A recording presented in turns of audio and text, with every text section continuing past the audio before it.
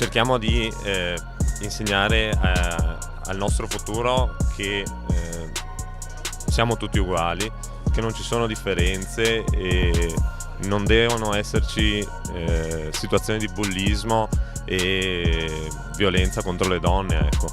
Il calcio dà, soprattutto ai ragazzi, ai giovani, dà quel qualcosa in più che vogliamo trasmettere anche attraverso appunto il gioco del calcio, ma deve essere anche a livello scolastico e anche in altre forme.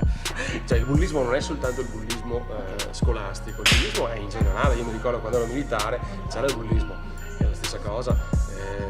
Il bullismo è bullismo e oggi, ripeto, che siamo nel 2019, deve essere un qualcosa che deve sparire. Aspettiamo il giorno 15 a Spinea, a Ca' Pasqualetto alle ore 20 e Michele sarà con noi e poi saremo insieme a lui il giorno 19 ai playoff.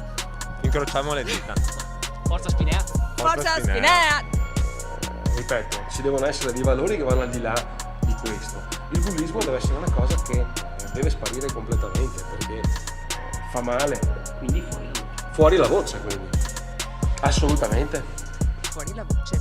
Ecco, fuori la voce è fuori la voce, bisogna proprio tirare fuori la voce tutti quanti, bisogna parlarne, perché la violenza contro le donne è insostenibile, quindi portiamo avanti questa causa e soprattutto con i ragazzi giovani il bullismo è un'altra iniziativa che bisogna portare avanti. Grazie.